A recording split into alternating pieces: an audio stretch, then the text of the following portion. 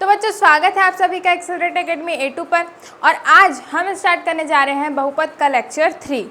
तो बच्चों देखो, पहले हमने क्या क्या पढ़ा था बहुपदों के बारे में। बहुपद सबसे पहले हमने पढ़ा था कि बहुपद होता क्या है। तो बहुपद ऐसी बीजीय संख्याएं होती हैं जिनमें जो चर रहते हैं उनकी घात होती है पूर्ण संख्या। उसके बाद हमने देखा था कि बहुपदों को भाग कैसे करते हैं, है ना, बहुपदों का गुणा भाग जोड़ना घटाना। उसके बाद हम आए थे शेषफल प्रमेय गुणनखंड प्रमेय, है ना। उसके बाद हम देखे थे बहुपदों का गुणनखंड होता कैसे है। अब हम देखेंगे बहुपदों के शून्यक के बारे में। तो जैसे कि मैं एक बहुपद लिखी x-5, ठीक है।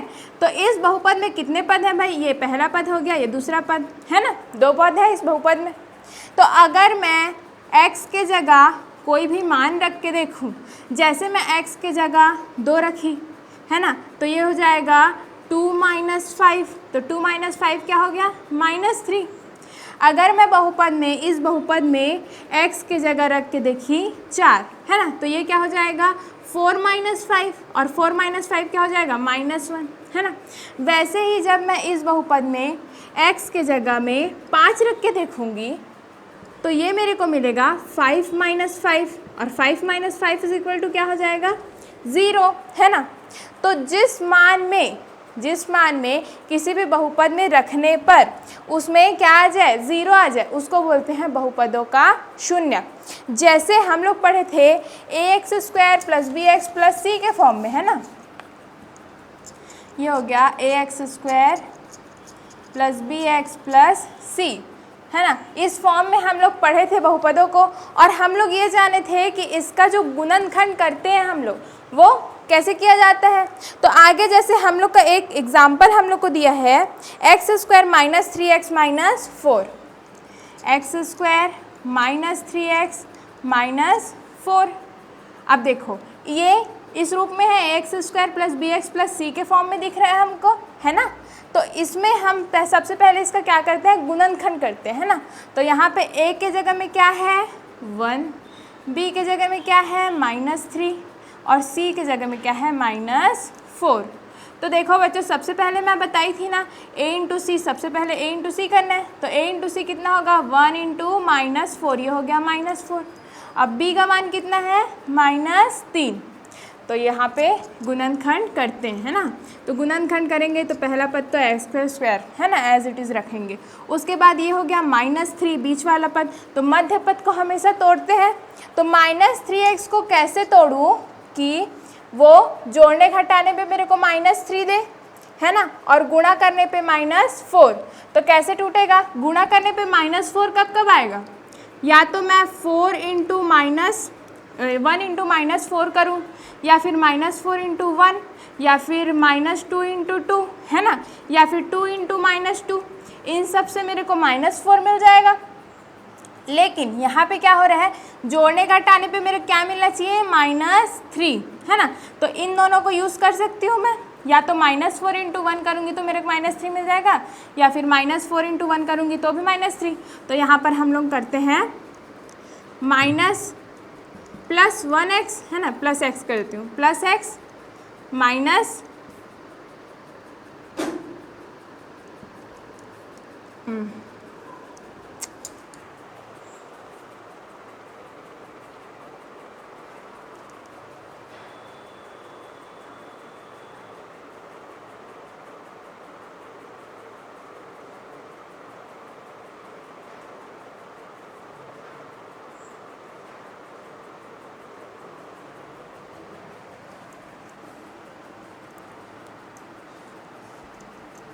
-4।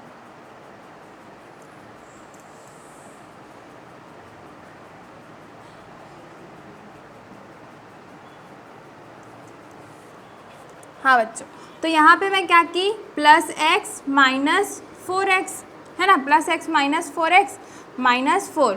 तो यहाँ पे देखो दोनों पदों को जब मैं जोड़ूंगी तो -4 + 1 मेरे क्या मिल जाएगा? -3, जो कि b की वैल्यू है। और जब मैं इसको गुणा करूंगी 1 × -4 तो मेरे को क्या मिलेगा? -4, जो कि क्या है? c की वैल्यू है यहाँ पे, है ना। तो ये तो भाई टूट गया। अब देखो एक्स स्क्वायर और एक्स, इन दोनों पदों में क्या कॉमन दिख रहा है मेरे को? एक्स कॉमन है, तो एक्स मैं कॉमन निकाल देती हूँ। तो यहाँ पे क्या बचा? एक्स, और यहाँ पे क्या बचा? +1। अब यहाँ पे देखो भाई, यहाँ पे -4 मैं कॉमन कर सकती हूँ, दोनों में -4 है, तो यहाँ पे -4 कॉमन हो गया, तो ये बचा x + 1। अब इन दोनों पदों में देखो, इन दोनों पदों में ये जो x + 1 है वो दोनों में है, तो x + 1 को मैं उभयनिष्ठ निकाल देती हूँ, है ना। ये x + 1 हो गया और ये हो गया x - 4। तो इस प्रकार से ax² + bx + c ऐसे फॉर्म में जब रहता है तो हम ऐसे तोड़ते हैं ना, ये तो प्रीवियस वीडियो में हम लोग देखे थे। तो यहाँ पर जो हम लोग को प्राप्त हो रहे हैं, क्या क्या मैं क्या बोली, जब भी बहुपद का शून्यक ज्ञात करते हैं तो शून्यक होता क्या है? वे संख्याएं होती हैं जिनको x के जगह पे जब मैं रखूँगी तो मेरे को इस जो समीकरण है या फिर ये जो बहुपद है ना, उसका मान क्या मिलेगा? मेरे को 0 मिलेगा। तो देखो ये कैसे निकलता है ना। अब मैं क्या बोल रही हूँ, शून्यक के लिए इसका मान क्या होना चाहिए? 0 होना चाहिए। अब ये दोनों किस में है भाई? गुणा में है। तो हम जानते हैं कि कोई भी संख्या जब गुणा में रहती है ना, तो उस जैसे 0 से है ना, 0 से किसी को भी जब गुणा करोगे ना तो वो हमेशा क्या देता है? 0 देता है। जैसे 1 × 0 की तो 0, है ना। वैसे किसी भी संख्या से जब 0 का गुणा करोगे तो 0 देता है। तो हम लोग को ये होना चाहिए कि या तो ये 0 हो या तो ये 0 हो। क्यों? अगर ये 0 रहेगा तो इसका गुणा मैं 0 से करूँगी तो 0 मिल जाएगा, इक्वल, दोनों साइड बराबर हो जाएगा। या तो ये 0 रहेगा और इसका गुणा इधर करूँगी तो मेरे को 0 मिल जाएगा, है ना। तो ये मान लेती हूँ कि x + 1 = 0 और यहाँ पे x - 4 = 0। ठीक है, अब आगे देखते हैं। तो यहाँ पर से x का मान क्या निकल जाएगा? x का मान हो जाएगा, ये +1 में है, पक्षांतर होके क्या हो जाएगा? -1। और यहाँ से जो x का मान निकलेगा, x का मान क्या निकलेगा? -4 में है, पक्षांतर करूँगी तो +4। तो यहाँ से क्या दो मान x के निकले? कौन कौन से? -1 और +4। तो ये जो -1 और +4 है बच्चों, है ना, वो है इस बहुपद के शून्यक। इन दोनों संख्याओं को अगर मैं रखूं तो ये जो बहुपद है मेरे को क्या वैल्यू देगा? 0 वैल्यू देगा। कैसे मान ले मैम कि 0 देगा? चलो भाई करके देखते हैं हम लोग, है ना, करके देखते हैं। यहाँ पे -1 और +4, सबसे पहले रखते हैं x = -1, उसके बाद रखेंगे x = +4। तो ये वाला देखते हैं यहाँ पे इस बहुपद में रख के देखें। चलो x की जगह में मैं रखूँगी -1, तो -1 का स्क्वायर, -3 × -1 -4। अब देखो जब भी -1 की घात में क्या होगी? सम संख्या, पहले बताई थी ना मैं, सम संख्या होगी तो वो क्या हो जाता है? +1। और -1 की घात में जब विषम संख्या होता है तो वो होता है -1। तो यहाँ पे देखो दो क्या है भाई? सम संख्या है, तो -1 की घात में सम संख्या, तो ये हो जाएगा +1 -1 यहाँ का और इंटू में हो जाएगा, तो ये दोनों गुणा होके क्या हो जाएगा? प्लस, माइनस और माइनस का गुणा प्लस, 3 और 1 का गुणा हो जाएगा 3, है ना, और यहाँ पे फिर -1, तो ये हो गया 1 + 3 हो गया 4 -4। आंसर क्या आया? 0। मतलब क्या है? ये जो -1 है ये इस बहुपद का क्या है? एक शून्यक है। अब देखते हैं x = +4 के लिए। +4 के लिए क्या होगा? 4 x के जगह में रख रही हूँ, है ना, 4 का स्क्वायर हो जाएगा, -3 × फिर से 4 हो जाएगा -4, तो 4 का स्क्वायर 16 है ना, 16 -4 × 12 और -4। देखो यहाँ पे 16 का तो 16, लेकिन देखो -12 और -4 दोनों माइनस माइनस में है, तो दोनों जुड़ जाएंगे और माइनस बाहर आ जाएगा, तो -12 -4 कितना हो गया? -16। तो यहाँ पे देखो 16 - 16 करूँगी तो भी मेरे पास क्या आया? 0 आया। मतलब ये है इसका, ये हमने सिद्ध कर लिया कि जो भी शून्यक रहते हैं, है ना, जो भी शून्यक रहते हैं उनके जो ax² bx + c के फॉर्म में जो भी बहुपद दिया रहता है ना, उसमें जब हम लोग मान रखते हैं शून्यक का तो वो हम लोग को क्या प्राप्त होता है? 0 प्राप्त होता है। अब देखो बच्चों, ये जो शून्यक मैं अभी ली थी, है ना, ये तो था ax² + bx + c के फॉर्म में, तो लास्ट में ये कैसे आया था? लास्ट में आया था x + 1 और x माइनस 4, तब तो इसको लिए थे जी, x प्लस 1 को मैं इक्वल 0 की थी, x माइनस 4 को इक्वल 0 की थी, फिर x is equal to minus 1, x is equal to plus 4, ऐसा आया था। तो ये देखो ये 1 और ये 4, ठीक है, ये क्या थे उसके शून्यक थे, है ना। तो यहाँ पे जब प्लस 1 था, यहाँ पे क्या था प्लस 1, तो शून्यक क्या प्राप्त हुआ माइनस 1, मतलब चिन्ह जो है वो बदल जाता है। यहाँ पे जब माइनस 4 था तो यहाँ पे मेरे को शून्यक क्या प्राप्त हुआ प्लस 4, मतलब संख्याएं तो समान रहती है, लेकिन गुणनखंड में जब लिखते हैं ना शून्यकों को तो उसका चिन्ह क्या हो जाता है, बदल जाता है। प्लस में रहेगा तो माइनस में लिखेंगे, माइनस रहेगा तो प्लस में। तो हम लोग मानते हैं कि हमारे पास दो शून्यक हैं, अल्फ़ा और बीटा, है ना, ये दो शून्यक हैं। अब ये जब दो शून्यक हैं बोल रही हूँ मैं ना, शून्यक हैं, तो उसको जब मैं गुणनखंड के रूप में लिखूंगी तो क्योंकि ये शून्यक मेरे को प्लस में मिले हैं, तो जब मैं इनको गुणनखंड के रूप में लिखूंगी तो ये माइनस में हो जाएंगे। मैं बोली ना अभी चिन्ह बदल जाते हैं, तो ये क्या हो जाएगा x माइनस अल्फ़ा और हो जाएगा x माइनस बीटा। अब मान लो कि ये कोई संख्या है के उसके गुणज में ये सब लिखे हुए है ना, तो ये तो दोनों इक्वल हो जाएंगे, है ना।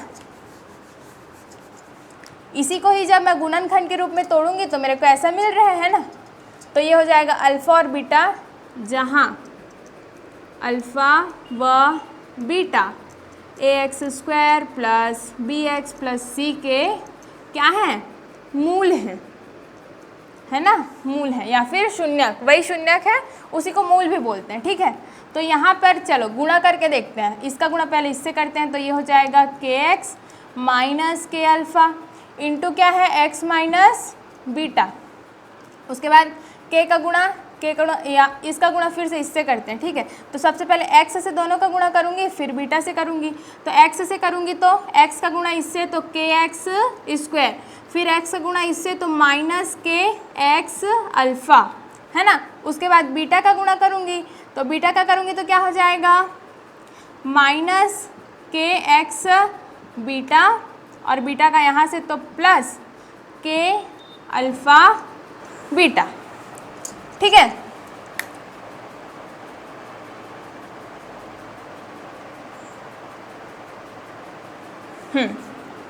तो यहाँ पे देखो ये हो गया kx²। अब यहाँ से देखो दोनों में माइनस कॉमन है, दोनों में k भी कॉमन है और दोनों में x भी कॉमन है, तो मैं इसको ऐसे लिख सकती हूँ क्या, माइनस के x, यहाँ पे क्या है अल्फ़ा प्लस बीटा। क्यों, क्योंकि देखो दोनों में जो माइनस था, है ना, दोनों का माइनस वो तो बाहर निकल गया, तो यहाँ पे प्लस बचा, दोनों का गुणा कर दूंगी तो फिर यही आ जाएगा। अब मेरे पास यहाँ पे क्या बचा प्लस के अल्फ़ा बीटा, ठीक है। तो यहाँ पर ये बराबर है ना, अब ये किसके बराबर है भाई, ax² plus bx plus c। तो यहाँ पे क्या करूँगी मैं, तुलना करने पर, इसका तुलना किससे कर रही हूँ मैं, इधर वाले पक्ष से, तो x² वाले गुणांक का तुलना x² वाले गुणांक से करूँगी, तो यहाँ पे क्या हो जाएगा a बराबर क्या हो जाएगा k हो जाएगा, है ना। देखो x² के गुणा में यहाँ पे k है और यहाँ पे a है, तो a बराबर k। अब दूसरा देखो, दूसरे पद में x के गुणा में b है, b इज इक्वल टू क्या बोला है माइनस के अल्फ़ा प्लस बीटा, है ना, इसके गुणांक में इतना है ना माइनस के अल्फ़ा प्लस बीटा। अब तीसरी बार में देखो यहाँ पे क्या है प्लस c और इधर क्या है के अल्फ़ा बीटा, तो c इज इक्वल टू हो जाएगा के अल्फ़ा बीटा, है ना। ये तो हो गया भाई। अब देखो ये जो दूसरा पद है, दूसरा पद उसमें देखो b is equal to alpha plus beta, ये तो हमने जाना। अब देखो यहाँ पे अल्फ़ा बीटा जो है वो माइनस के साथ गुणे में है, तो जब माइनस के को मैं यहाँ पे पक्षांतर कर दी, है ना, माइनस के, तो ये क्या हो जाएगा भाग में चला जाएगा। अब यहाँ से देखो उसी प्रकार तीसरा वाला पद में देखते हैं, यहाँ पे भी जो k है वो क्या है अल्फ़ा बीटा के साथ गुणा में है, तो इसको भी मैं भाग में ले जाऊँगी, तो ये हो जाएगा c/k is equal to alpha into beta, है ना। तो यहाँ पे देखो जो पहला पद था उसमें हम लोग को क्या बोला था, k बराबर क्या मिल रहा है हमको, a मिल रहा है, k बराबर a। तो यहाँ से जो k का मान है वो a, यहाँ पे रख देती हूँ मैं, है ना। तो क्या हो जाएगा, minus B upon A is equal to alpha plus beta, और यहाँ पे हो जाएगा C upon A is equal to alpha into beta. ठीक है, तो यहाँ से हमको क्या निकल गया, ये क्या है, ये दोनों का हम लोग क्या माने थे, इस जो समीकरण है उसका मूल या फिर शून्य। तो ये हो गया शून्यकों का योगफल। यहाँ पे दोनों जुड़ रहे हैं ना, तो उसको क्या बोलेंगे, शून्यकों का योगफल। और यहाँ पे क्या हो रहा है, दोनों का गुणा हो रहा है, तो इसको बोलेंगे शून्यकों का गुणनफल। ठीक है, तो यहाँ से एक सूत्र निकलता है बच्चों, उसको हम लोग बोलते हैं शून्यकों का योगफल।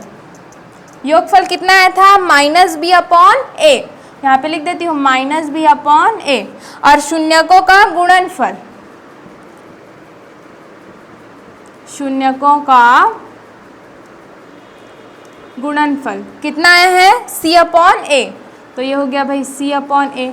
तो ये होता है हमारा फॉर्मूला। हमको जब भी शून्यकों का योगफल और शून्यकों का गुणनफल ज्ञात करने की आवश्यकता होगी, तो हमें हर बार ऐसे बनाने की ज़रूरत नहीं है। इस फॉर्मूले से हम हमेशा शून्यकों का योगफल और शून्यकों का जो गुणनफल है वो हम ज्ञात आसानी से कर सकते हैं ना। जब भी दिया रहेगा ना, हमेशा किस फॉर्म में दिया रहेगा, A X square plus B X plus C के फॉर्म में।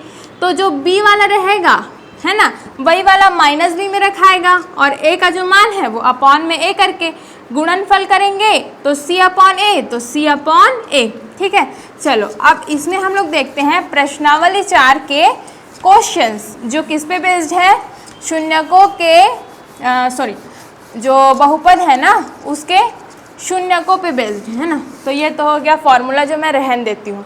अब हमको बोलता है प्रश्नावली 4 में हमको क्वेश्चन देता है कि नीचे A X square plus B X plus C रूप के कुछ द्विघाती बहुपदों के शून्यक दिए गए हैं, तो बहुपदों का गुणनखंड लिखिए। पहला क्वेश्चन है 3 और 4। ये क्या है, बहुपद के शून्यक, है ना। जैसे मैं वहाँ पे क्या ली थी, बहुपद के शून्यक अल्फा बीटा ली थी, वैसे ये 3 और 4 क्या है, बहुपद के शून्यक। अब इसमें हम लोग को क्या बोलता है कि इसको गुणनखंड के रूप में लिखो। जैसे मैं बताई थी बच्चों अभी जस्ट कि अल्फा और बीटा था शून्यक, तो क्या होता है, जब भी हम लोग गुणनखंड के रूप में लिखते हैं तो x के साथ प्लस और माइनस में लिखते हैं ना, तो क्या होता है, चिन्ह हमेशा बदल जाता है। जैसे यहाँ पे अल्फा प्लस में था, तो यहाँ पे मैं लिखी थी x माइनस अल्फा, यहाँ पे बीटा भी प्लस में था, इसलिए लिखी थी मैं x माइनस बीटा, और दोनों क्या थे, इनटू में, ये हो गया गुणनखंड। वैसे ही, है ना, वैसे ही जैसे 3 और 4 दिया है ना, तो 3 और 4 को मेरे को फिर से गुणनखंड के रूप में लिखना है। तो ये क्या हो जाएगा, सबसे पहले तो x में लिख ली भाई, उसके बाद देखो ये जो 3 है वो प्लस में है, मतलब यहाँ पे क्या होगा, -3, है ना, x माइनस 3, और यहाँ पे हो जाएगा x माइनस 4। अब जैसे नेक्स्ट क्वेश्चन है -2 -3, -2 -3, तो ये कैसे हो जाएगा, x के साथ लिखाएगा, ये भी x के साथ, -2 है इसलिए क्या हो जाएगा, चिन्ह चेंज होगा तो +2, तो x + 2 होगा, और ये हो गया x + 3। नेक्स्ट है -1/2 और +1/2, प्लस को तो लिखते नहीं है ना, सीधा 1/2 दिया है ना। तो ये क्या हो जाएगा, x के साथ सबसे पहले देखो माइनस में चिन्ह, तो फिर से बदल जाएगा, तो ये +1/2 हो जाएगा, इनटू में x के साथ ये जो प्लस में है वो क्या हो जाएगा, -1/2 हो जाएगा भाई, है ना। तो इस प्रकार से ये जो क्वेश्चंस हैं वो फॉर्मूले से और गुणनखंड जो हम लोग करते हैं ना, उससे आसानी से बन जाते हैं। अब देखते हैं, निम्नलिखित बहुपदों के शून्यकों का योगफल एवं गुणनफल ज्ञात करो बोलते हैं। क्वेश्चन दिया है x² + 10x + 24, x² + 10x + 24। अब देखो ये क्या फॉर्म है, ये देखो ax² + bx + c, ये वाले फॉर्म में दिया है, इसी रूप में दिया है ना जी। अब यहाँ पे क्या बोला है, शून्यकों का योगफल और गुणनफल। तो सबसे पहले देखते हैं शून्यकों का योगफल क्या होगा। अभी हम लोग पढ़े शून्यकों का योगफल क्या होता है, -b/a। तो यहाँ पे देखो a का वैल्यू क्या है 1, B 10 है ना, और C 24। तो यहाँ पे माइनस बी अपॉन ए बोल रहे हैं, तो माइनस का माइनस, B का वैल्यू 10 अपॉन ए क्या है 1, तो नीचे में 1 है तो उसको लिखते हैं क्या, नहीं लिखते, तो ये हो गया -10। उसके बाद बोलते हैं शून्यकों का गुणनफल, शून्यकों का गुणनफल ये होता है C अपॉन ए, है ना।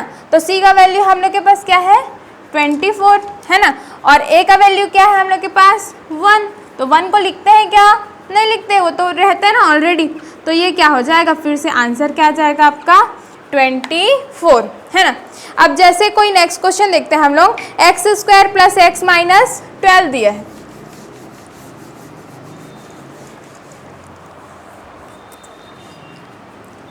x² + x - 12, इसमें भी हम लोग को क्या करना है, शून्यकों का योगफल और गुणनफल बताना है। तो योगफल क्या हो जाएगा भाई -b अपॉन a, तो यहाँ पे देखो a इज इक्वल दिया है 1, b इज इक्वल 1 और c इज इक्वल टू -12, तो ये हो जाएगा -b अपॉन a बोलते हैं, तो माइनस तो सूत्र का माइनस, ठीक है। उसके बाद b का वैल्यू क्या है 1 अपॉन में a का मान क्या है 1, ठीक है। तो यहाँ पे भी 1 वहाँ पे भी 1, तो इक्वल हो जाएगा -1। अब देखो गुणनफल बोलते हैं, है ना, तो गुणनफल का फॉर्मूला होता है c अपॉन a, तो c का वैल्यू क्या दिया है भाई -12 और a का वैल्यू दिया है फिर से 1, तो यहाँ पे वैल्यू हो जाएगा -12, ठीक है। तो इस प्रकार से बच्चों हम लोग किसी भी शून्यकों का योगफल और गुणनफल, ये जो फॉर्मूला हम लोग निकाले उससे आसानी से ज्ञात कर सकते हैं, ठीक है। तो यहाँ पे हम लोग का जो बहुपद पॉलिनोमियल चैप्टर है वो होता है कंप्लीट, और आगे हम लोग देखेंगे नेक्स्ट वीडियो में नेक्स्ट चैप्टर में।